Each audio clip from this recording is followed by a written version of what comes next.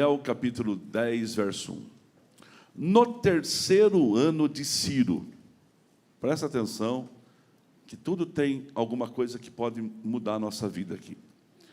Rei da Pérsia, Daniel, chamado Beltesazar, recebeu uma revelação.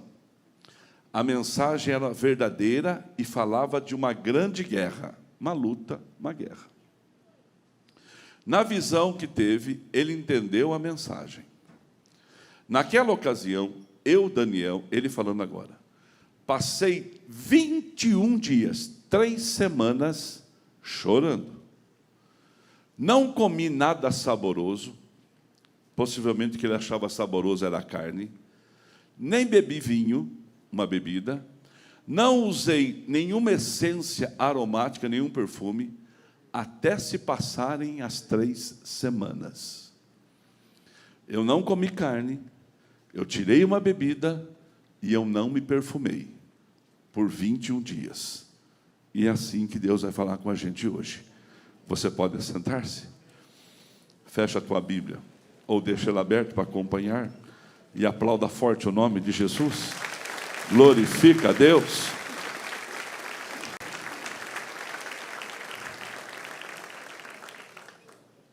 Irmãos, hoje eu termino a série de pregações sobre amar a igreja. E quem ama a sua igreja, jejua por ela. Ficou jóia isso aí.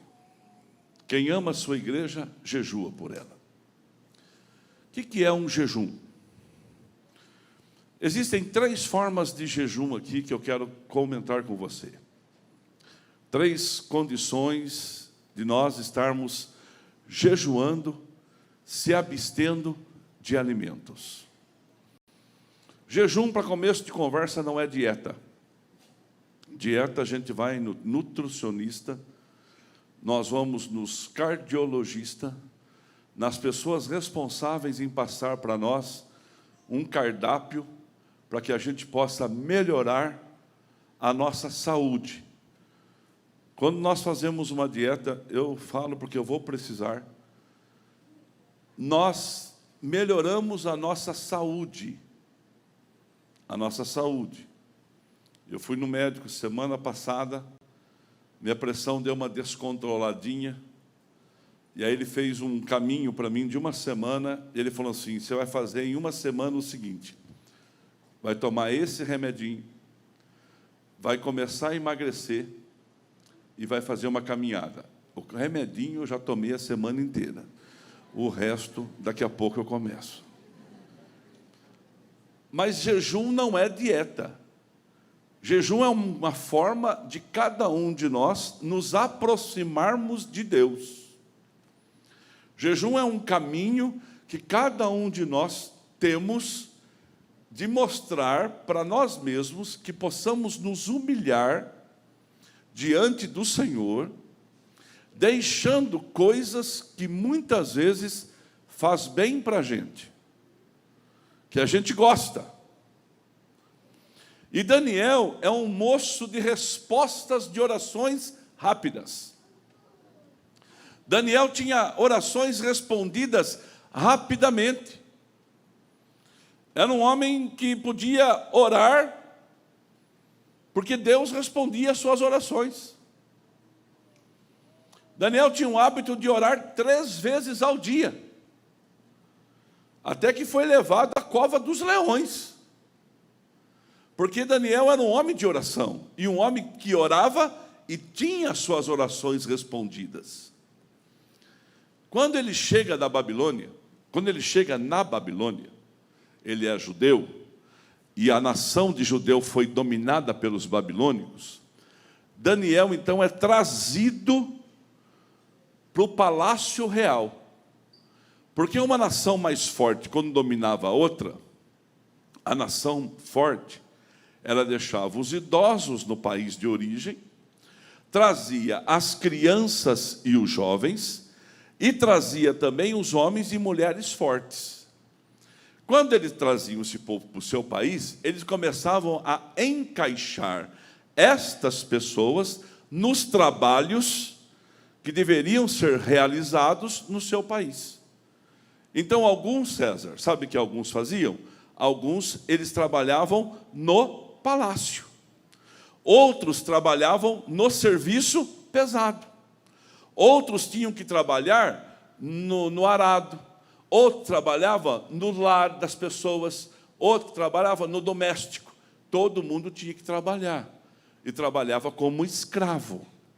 E Daniel foi escolhido para ficar no palácio de Nabucodonosor, porque era um jovem que tinha as qualidades e prerrogativas de um bom funcionário dentro do palácio.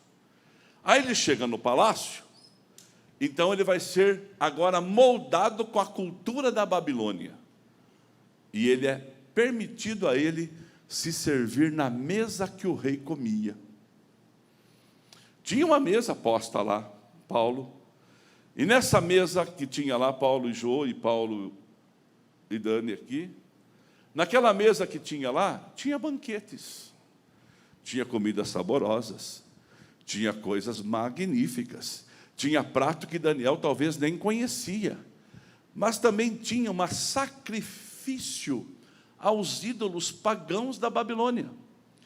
E Daniel, quando viu tudo aquilo, ele falou assim: eu não posso permitir que a cultura da Babilônia entre na minha vida. Daniel era jovem. E pastor André, ele decidiu não se contaminar. Ele tomou uma posição: eu não vou me contaminar com o que a Babilônia tem. Olha só, marquei aqui. Eles deixaram de comer comidas sofisticadas do rei da Babilônia. E eu vou provar para você, capítulo 1 de Daniel, verso 12 e 15. Olha o que diz a santa palavra de Deus. Daniel diz assim, olha lá: peço-lhe que faça uma experiência com os seus servos durante 10 dias. Vamos fazer um teste de 10 dias? Se em 10 dias nós ficarmos bem, nós vamos comer só vegetais e beber água. No 13, olha o que diz: depois compare a nossa aparência com as dos jovens que comem a comida do rei, e trata os seus servos de acordo com aquilo que concluir. Faça um teste. 14, olha só. Ele concordou e fez a experiência com eles durante 10 dias. Ao 15. Quando terminou os 10 dias, Daniel, o Sadraque, o Mesaque, o Abdenego e os outros jovens, eles tinham uma aparência melhor do que aqueles que comeram da mesa do rei. Eles decidiram. Agora, tinha muito judeu ali, tinha muito jovem escravo ali, que nem se importou com a preocupação em agradar ou desagradar a Deus, e já foi colocando, como diz a linguagem popular, o pé na jaca. Nem se importou. Mas Daniel tinha o foco em Deus, e ele passou 10 dias só com vegetal, fruta e água, e aí o que aconteceu? A sua aparência era melhor. Diz a história que ele ficou 3 anos fazendo isso. Daniel não se contaminou com o mundo que ele estava. E agora eu quero dizer uma coisa para você. Sabe por quê? Tinha um propósito. Não era um jejum, não era uma dieta. Era um propósito de manter a sua identidade espiritual. Nós também temos esse propósito no mundo. Nós somos crentes, irmãos. Nós somos cristãos. Independente da sua religião, não, nós somos cristãos. Nós acreditamos em Cristo. Eu lembro quando a minha família era católica, e nós éramos católico, apostólico romano, eu não gostava muito da quaresma, não. Mas, meu Deus do céu, a gente contava no dedo para passar a quaresma. Porque na quaresma, na quarta, não podia comer carne, e na sexta era um pecado mortal comer carne. Como que se a minha casa comesse carne todo dia? Eu acho engraçado. Parece que quando que não pode, que a gente quer, né, Batista? Não pode comer carne, mas não tinha carne todo dia. Minha mãe fazia sardinha, irmão. Quem gosta de sardinha frita aqui? Meu Deus do céu. O nosso bacalhau era sardinha. A gente ia buscar lá no supermercado Guardia. Lembra do Guardia, na Rua 1? Com a Avenida 7? Aí chegava aqueles aquelas quantidades de sardinha no gelo, a gente comprava a sardinha, e tinha os sardinheiros que vendiam na rua. E aí a gente comprava a sardinha, minha mãe limpava aquela sardinha, temperava com limão e sal e pimenta do reino, colocava no trigo e fritava. Oh, meu Pai do céu! Irmãos, qual é o prato preferido do pastor Toninho? Arroz, feijão fresco, sardinha e salada de alface. É a coisa que eu mais gosto de comer. Ninguém aqui come mais. Se eu estiver junto com você, você perde. É uma delícia. Então, de sexta-feira, a gente comia sardinha. E aí, de sexta-feira, a gente acordava de manhã falando assim, oh, meu Deus, não pode comer carne. Mas não pode, a gente não comia carne mesmo. Mas todo mundo levava a sério isso. Eu não sei como que é hoje, porque faz muitos anos que eu não frequento a igreja católica. Mas naquele tempo, na minha geração, meu Deus, não podia tocar uma música. De sexta-feira, o rádio não tocava música que mexia com o corpo da pessoa. Era um respeito ao sepultamento de Cristo até a sua ascensão. Então era morte, ressurreição e esperando os 40 dias, não é? Ou melhor, os 40 dias da quaresma era uma preparação para a Páscoa. Eram 40 dias de preparação. E o povo levava a sério. Eu não sei se hoje a Igreja Católica trabalha isso, mas eu acho que sim, porque é uma coisa que não pode perder essa essência, desde que a pessoa acredite nisso. E nós também acreditamos no poder do jejum e na força do jejum. Porque o jejum ele mantinha a identidade daquela nação. O jejum mantinha a identidade daquelas pessoas. Irmãos, nós estamos no mundo e nós somos o templo do Espírito Santo. Nós estamos indo para o céu. E como povo de Deus em terra estranha, nós não podemos perder a nossa identidade de crente. Você pode dar um glória a Deus? Eu sou crente desde o tempo que se um crente falasse um palavrão, alguém o leva do lado e fala assim, mas você não é crente? Um dia, tinha um irmão na minha igreja, eu era jovem, o pastor Antônio Zermuni falou assim, vai na casa do irmão lá, fazer uma visita para ele, ver como é que ele está. E ele tocava na igreja e cantava. Ele cantava igual o Valdir Soriano. Ele parava a mãozinha assim, jogava o braço e cantava. E a vida daquele irmão estava difícil para ele. E o pastor pediu para que eu fosse fazer uma visita. E eu fui fazer a visita para o irmão. Eu tinha uns 15, 16 anos. E quando eu cheguei na casa do irmão, assim, ele levou um susto, porque ele não esperava que ninguém fosse visitá-lo. E quando eu bato na porta dele, ele sai no corredor da casa, parece que estou vendo a cena, com um cabelo penteado com brilhantina. Ele estava com um cigarrão, assim, ó. Quando ele me viu, ele puxou o cigarro e ele segurou aceso dentro da mão, assim. Eu falei, vai queimar. Queima, Senhor, queima. E eu fiquei conversando com ele ali, e ele conversando comigo. Irmãos, ele estava envergonhado de eu tê-lo visto fumando. Ele tinha essa preocupação. E o tempo vai passando e parece que o mundo começa a entrar dentro das situações das famílias, que muitas coisas que sempre desagrada a Deus, começa a ser algo normal. Porque a cultura da Babilônia quer entrar na igreja. A cultura do mundo quer entrar na igreja. E nós temos que nos policiar a cada dia. Não permita que a cultura do mundo entre na sua vida, não. O mundo está difícil, irmão. O mundo está difícil. Esse dia um deputado aí acordou de manhã e falou assim, hoje eu vou caprichar na besteira que eu vou fazer. Porque tem hora que tem algumas pessoas que eles acordam, ele fala assim, hoje eu vou caprichar na besteira. Hoje eu quero fazer besteira para estragar todo mundo mesmo. Ele criou uma lei que está tramitando no Congresso, chamada Lei do Poliamor. Alguém leu a Lei do Poliamor já? Leu? Poliamor. Sabe o que quer dizer? É um absurdo, não é um absurdo? Um absurdo. O poliamor diz assim, que um homem pode casar com mais de uma mulher e morar tudo na mesma casa. A Marcinha acho que não teria problema com isso. Olha o Monteval, está até achando assim, ó. E a mulher podia casar com outros homens e morar tudo na mesma casa. Que maravilha, vai ser uma festa. Olha, quer piorar a lei? O camarada que fez essa lei, ele caprichou. Aí ele pensou assim, então para que ter o problema sanguíneo? Não precisa ter problema, não precisa. Você pode casar com sua mãe. Você pode casar com seu pai. Você pode casar com a sua filha. Você pode casar com o seu neto, com sua neta. Você pode casar com a sua tia, com o seu primo. Para que essa preocupação de sangue? Casa com quem quiser. Ele acha que isso tem que passar.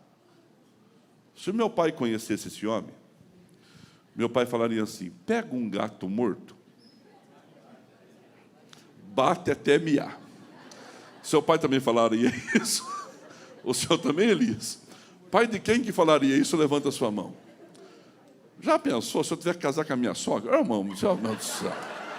É o Satanás esse negócio.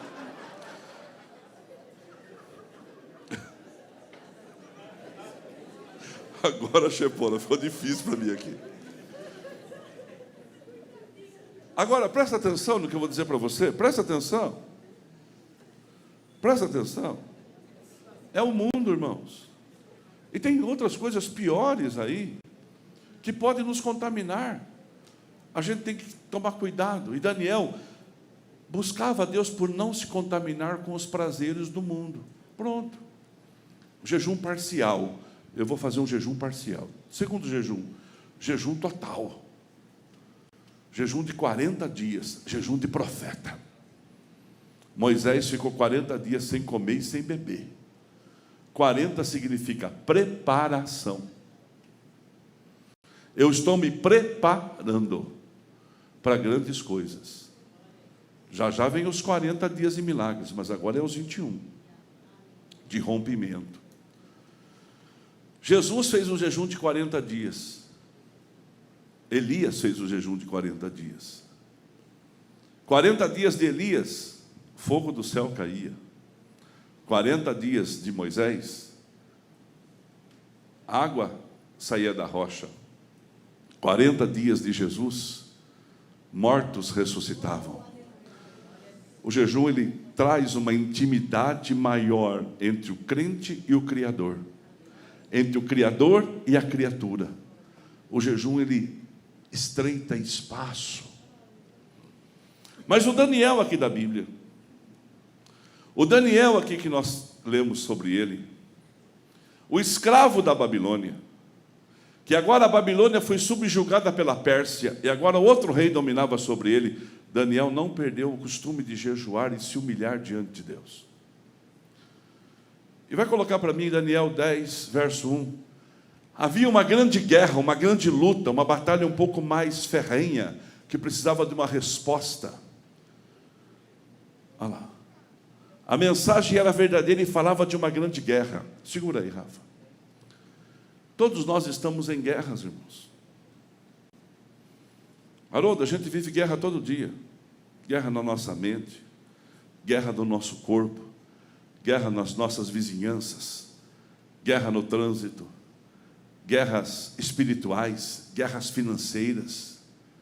Ao testemunho do casal aqui, vai se casar, de repente as portas se fecham, não tem, perde emprego, bate carro, parece que tudo está dando errado, parece que, irmãos, colocou uma tampa sobre a sua vida, que não deslancha de jeito nenhum, todo mundo vai, você fica, parece que estão puxando você e amarrando você com uma corda, você não consegue sair do lugar, as pessoas estão indo e você está ficando, daqui a pouco todo mundo passa você e você está ficando, parece que a sua roda não vira nunca, parece que o milagre não alcança a sua casa de forma alguma, e você é crente, é dizimista fiel, é ofertante, é de oração, pratica jejuns, busca a Deus, não perde um culto de domingo, coloca os seus filhos na presença de Deus, ensina a palavra para eles, ora todo dia, mas parece que está faltando um rompimento.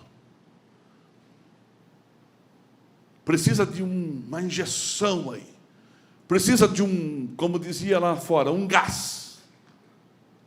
Daniel estava numa guerra, e ele precisava de uma resposta, e a resposta não era só para o presente, a resposta era para o presente e para o futuro, a resposta era para hoje e para amanhã. Hoje de manhã eu falei no culto das 10h30, está aqui o Felipe, a Marcela, e tem o Benício, e tem a Bruna e o Joey lá. Tem os meus irmãos e todos vocês aqui. Eu não tenho preocupação de fazer o que Deus tem me colocado para fazer nesse tempo chamado hoje. Essa semana eu tive uma agenda pesada, e a que começa amanhã, já 10 horas da manhã, eu tenho reunião com o estado inteiro. Não tenho preocupação com isso.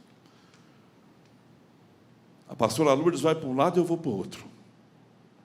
Não tem preocupação. Mas eu tenho um compromisso com Deus. Deus abençoa a minha família. Eu não estou nesse negócio só para 15 dias na minha vida, não. Não só para 80 anos. Eu quero que a minha geração seja abençoada. Os meus bisnetos, trisnetos, tataranetos, que eu nem vou conhecer, eles precisam ter a bênção de Deus. Na terra de Melquisedeque, até Abraão paga dízimo. Melquisedeque era sacerdote da ordem, e Abraão é o pai da fé. O pai da fé pagou dízimo para Melquisedeque. E eu estou numa igreja de Melquisedeque. Aqui só tem águia. Eu vou dizer de novo, aqui só tem águia. Gente que vai romper em nome de Jesus. Gente que vai viver o sobrenatural de Deus. Quem crê vai dando graças a Deus. Gente que vai ver, é isso aí, Ivan. Gente que vai ver coisas grandes e firmes que nós ainda não sabemos. Se vai aplaudir, aplauda forte.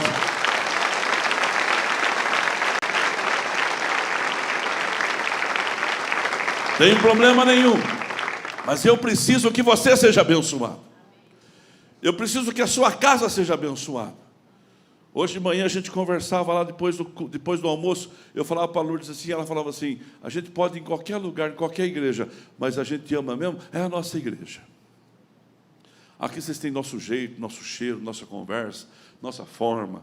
Aqui eu conto uma piada, você dá risada, se você não ri, você faz cosquinha, e a coisa anda. Aqui a gente se entende. Eu amo estar aqui. E eu preciso que você seja abençoado. Por isso que eu estou pregando sobre isso hoje. Porque eu preciso que haja um rompimento na sua vida. Sabe aquela família que ora, e tem um ali que não se converte? O jejum rompe isso. Sabe aquela causa na justiça que você tem há muitos anos? E tem advogado aqui? Tem advogado? Henrique, você sabe que muitas vezes, nos processos, fica lá embaixo da mesa, né? Fica lá embaixo. E o juiz vai pegar ou não, e até chegar lá no seu, e às vezes parece que o nosso está lá embaixo da mesa. Eu vou profetizar na sua vida. Deus vai mandar anjo lá. Mas não anjo com asa, anjo, um empregado que vai derrubar toda aquela papelada da mesa do juiz. E quando ele for arrumar, ele coloca o seu em cima. É isso. É isso que eu creio. Eu não creio em coincidência, eu creio em Deus abençoando a nossa vida. Sabe aquela enfermidade, aquele nódulo que você parece que apareceu aí e está te preocupando, tirando o sono, te dando uma angústia muito grande? O jejum serve para isso, para quebrar isso. Sabe coisas que eu preciso vender, que eu preciso comprar, que eu quero adquirir, e eu já estou caminhando para fazer isso há tantos dias, e parece que quando está na cara do gol, alguém vem e tira a bola. Quando está para acontecer, alguma coisa acontece. O jejum vai romper com isso agora, porque o Senhor vai entrar na sua guerra. Eu vou dizer de novo, o Senhor dos exércitos vai comprar a nossa guerra. O Senhor dos exércitos vai se manifestar. Você pode dar um glória a Deus por isso. E o Daniel, no capítulo 10, no versículo 1, ele fala assim: eu estava numa grande guerra. E no versículo 2, ele toma uma atitude para vencer essa guerra. Naquela ocasião, eu, Daniel, passei 3 semanas, 21 dias chorando. Só que chorar não adianta. Esse choro é pranto, é luta, é trabalho. Olha o que ele fez em 21 dias, verso 3. Não comi nada saboroso, não bebi algo, e não me perfumei. Daniel, ele fez uma dieta? Não. Daniel fez um jejum. com 3 situações: tirou uma comida, uma bebida e um hábito. E eu vou chamar você para fazer isso hoje. Porque o jejum, que não é uma dieta, ele nos aproxima de Deus. E no dia a dia, Xangai, nós vamos perdendo comunhão. Num casamento assim, no dia a dia assim, na empresa assim, com seus amigos assim, com seus parentes assim. Todo domingo,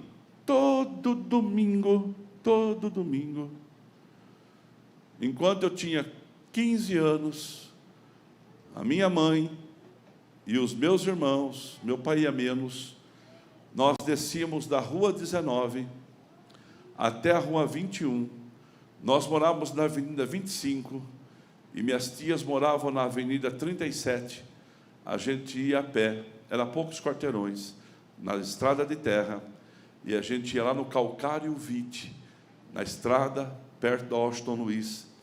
Lá minhas tias se reuniam, minha mãe, minha avó, se reuniam ali, todo ali à tarde, a gente jogava loto, tômbola. Quem já jogou isso? É gostoso, né? Faz tanto tempo. Nada em dinheiro, não, é só brincadeira. Bateu, bateu o que fala? Como é que é? Deu aqui, não é? E aí e terminava de jogar, o sol abaixava, o macarrão abaixava, a gente ia para o campo.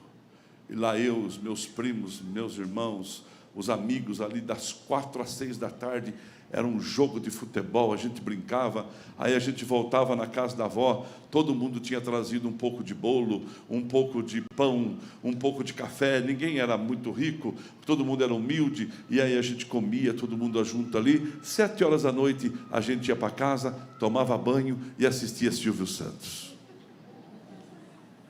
Essa era a nossa rotina. Quando nós nos convertemos, a gente continuou indo lá, mas quando era mais cedo, Tiago, a gente ia para o culto servir a Deus.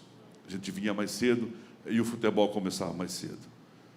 Passou, a gente se distanciou, a avó ficou doente, as tias se separaram para lá e para cá, os primos sumiram e a gente se encontra de vez em quando em velório. De vez em quando dá tempo de todo mundo ir. E vou dar um conselho para você: não pode morrer muito velho, irmão.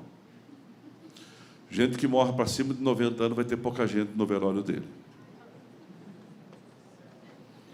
Então, se tiver que morrer, já morre já. Que até coroa a turma manda. Brincadeira à parte, a gente chega nos velórios, a gente olha assim e fala assim, só tem gente falando assim: nossa, nem conheci, mas como está feio, não. É na casa de todo mundo. Eu fui num velório desses. Aí encontrei uma tia, falei assim: nossa tia, como a senhora está bonita. Ela falou assim: você acha? Eu acho. Encontrei outra, falei assim: tia, como a senhora está bem, a senhora é a mais bonita das tias. Tá bom, você acha? Acho. Aí falei para todas as tias a mesma coisa. Aí elas se reuniram e eu já tinha ido embora. Ela falou assim: o Toninho da farda falou que eu sou a mais bonita. A outra, mas ele falou para mim também. Eu falou para mim também. Ele falou para mim também. Ele falou para todo mundo. Sabe o que é isso? Família. Só que a gente nem se via mais. Se eu encontrar algum dos meus primos, a gente perdeu a comunhão. E com Deus também, muitas vezes, você perde a comunhão. Com Deus também você se distancia. Trabalha com um camarada que só fala palavrão. O cara fala palavrão o tempo inteiro do seu lado ali. Você chega em casa, por aqui. Trabalha, vai no trânsito, irmãos, toma uma buzinada no trânsito e alguém já briga com você, você já briga com a pessoa. Esses dias aqui nessa rua, aqui, ó, na Bernardino, um senhor, acho que ele buzinou para um motoqueiro ali. O motoqueiro foi atrás dele, em frente ao nosso galpão, e eu estava subindo, eu não vi a confusão. O homem abaixou o vidro e o motoqueiro estava dando um murro no homem. Aí eu falei: não pode. Aí eu fui lá e segurei o motoqueiro. Falei: para com isso, rapaz. Ele falou, ele tem que aprender, ele me xingou. A mulher dele falava assim, eu falo para ele não fazer isso, agora ele apanhou, encontrou o dele. Ele falou assim, bate nela também. Então. Bate nela também, então. Ah, bater. Eu estou querendo ajudar. Ah, bate na outra também. Abre o vidro do lado de lá. Quase levei um soco para salvar ele e a mulher dele estava defendendo o motoqueiro que estava batendo no marido. Mas as confusões acontecem, sim ou não? Isso vai sujando a nossa fé. Aí vem informação ruim, e vem dificuldade aqui e ali, e escuta tanta coisa.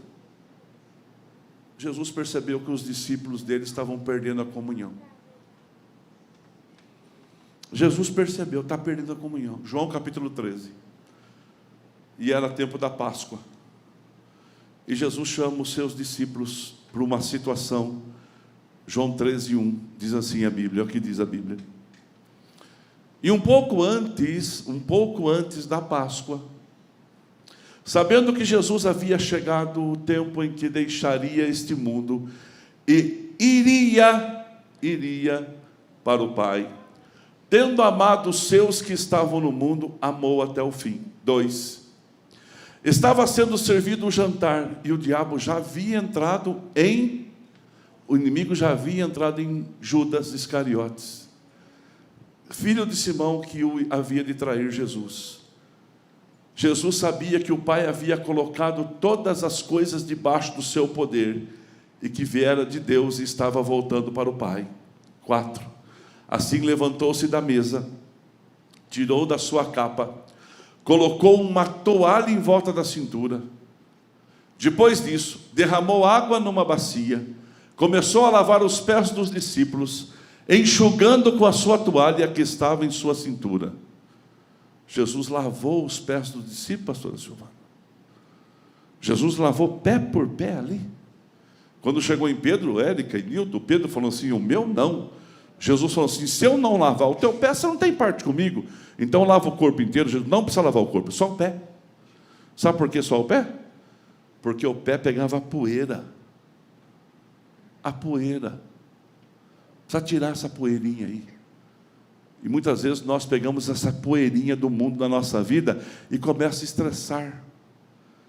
Está muito irritado? Examine a comunhão com Deus, como é que está.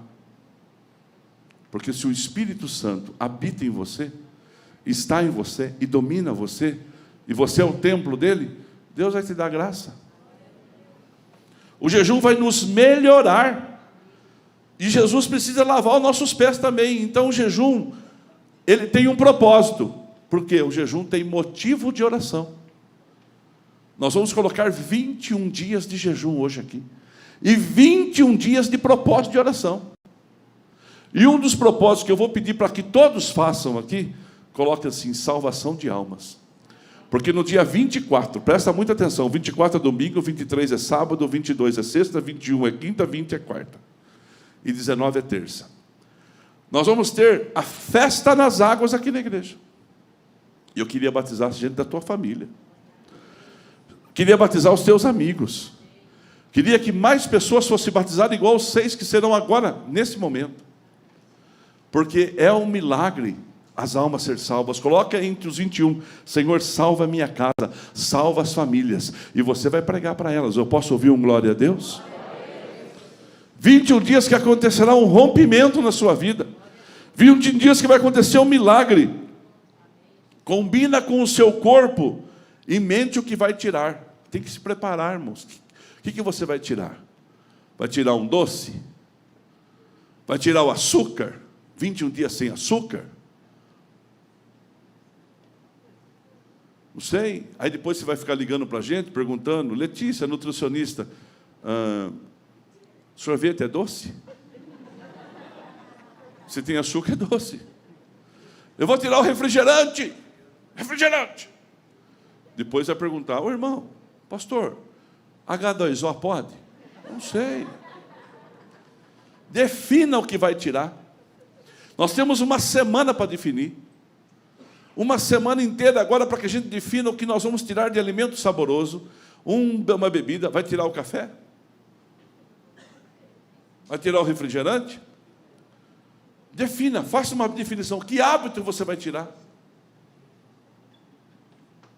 Teve um irmão nosso que tirou o hábito de brigar no trânsito, faz ano passado. Porque ele era muito explosivo no trânsito. Deixa eu perguntar, quem aqui é explosivo no trânsito também? Se parar atrás de você, você já solta a buzina nele. É? O Felipe e a Marcela também é. Esses dias, um rapaz, eu não sei se eu fechei, o rapaz que me fechou, sei que a gente se fechou aqui. E ele me xingou, irmão. Ele falou um palavrão com a mão e com a boca. Eu fiquei bravo. Eu falei, o que esse cara está pensando? Aí ele virou a prudente e eu virei a prudente. Mas eu não estava indo atrás dele. Aí ele virou a outra rua, eu virei também, porque eu estava indo naquela direção. Aí ele virou a terceira rua, eu virei também. Aí eu percebi que ele começou a conversar com a mulher dele. Ele está nos seguindo. A mulher dele falou assim, deu ruim. Eu imaginei que era isso, que eles estavam conversando meio forte dentro do carro, dava para ver. Aí eu falei, gostei da brincadeira, Elias, vou atrás. Andei 3 minutos atrás dele. Ele virava, eu virava, ele virava, eu virava, ele virava, eu virava. Aí ele parou o carro. Ele parou aqui na São João. Entre a São João ali, parou o carro. Conforme ele parou, toma cuidado, que você xinga um diácono xinga você aí. Daqui a pouco o irmão fala assim, perdão, Fernando, não sabia, o diácono, pensou? Ele parou o carro. Conforme ele parou o carro, eu passei. Mas nem olhei do lado, fui embora. Acho que ele pensou assim, ele não estava atrás de nós, mas levou um calor, irmão. Eu só fiz isso, passei, nem olhei do lado, assim, fui embora. Eu não ia brigar. Mas às vezes a gente tem essa tendência, tira um hábito e acrescenta um hábito. Porque sabe o que vai acontecer? E eu vou terminar. Vai acontecer um rompimento na sua vida. Olha só, defina o motivo, o período é 21 dias, o que vai tirar, e terá um tempo de devocional, porque 21 dias vai ter uma palavra para você todo dia, escrita e falada, e tem um momento de leitura da Bíblia. Olha o que vai acontecer. Daniel capítulo 10, verso 10, e eu chamo você para o jejum. Olha o que vai acontecer. Em seguida, a mão de alguém tocou em mim, e me pôs sobre as minhas mãos, e pôs sobre as minhas mãos, e os meus joelhos vacilantes. Chegou um anjo ali. A banda pode subir. Chegou um anjo ali. E o anjo toca Daniel. E o anjo fala com ele, Daniel, você é muito amado. Igreja sede, você é muito amada. O Senhor ama você, você pode dar um glória a Deus. Você é muito amado. Preste bem atenção no que vou lhe falar. Levanta-se, pois eu fui enviado a você. Quando ainda ele disse isso, pus-me em pé tremendo. E aí ele disse assim, não tenha medo, Daniel. Desde o primeiro dia que você decidiu buscar entendimento e humilhar-se diante de Deus, suas palavras foram ouvidas, e eu vim em resposta a elas.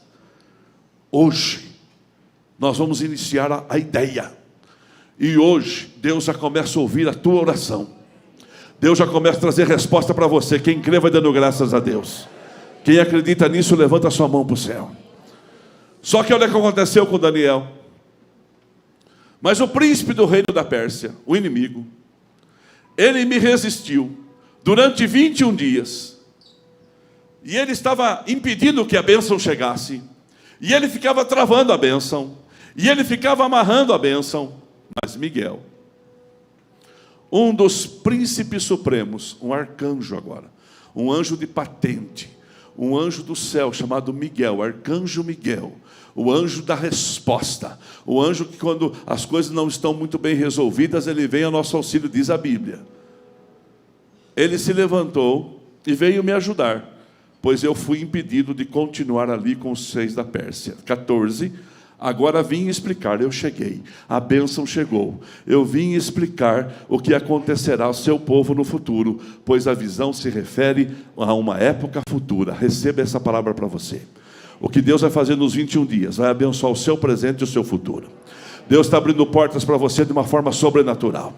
Irmãos, se o Miguel não der conta da sua necessidade, for maior que Daniel, não tem problema. Sabe quem vem ao teu auxílio? O Rei dos Reis, Senhor dos Senhores, o lírio dos vales, a estrela resplandecente da manhã, o alfa, ômega, o primeiro e o último, aquele que o seu cabelo, ele é como a lã, é aquele que os seus olhos brilham como fogo, e no seu peito uma couraça de justiça. Aleluia, é o Senhor que vem ao teu auxílio, aquele que prometeu: eu vou estar convosco todos os dias.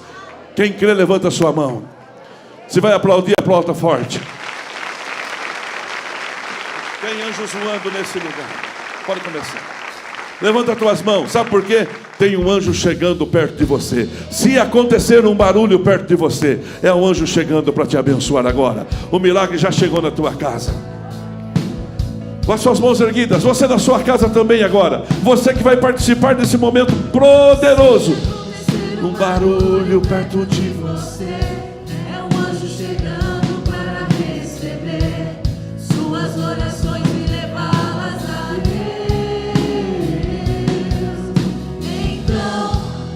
coração e comece a louvar. Sinta o gozo do céu se derrame e notar que o anjo já vem com a resposta nas mãos. Se acontecer um barulho perto de você, se acontecer um barulho perto de você, é um anjo chegando para receber suas orações e levá-las a Deus.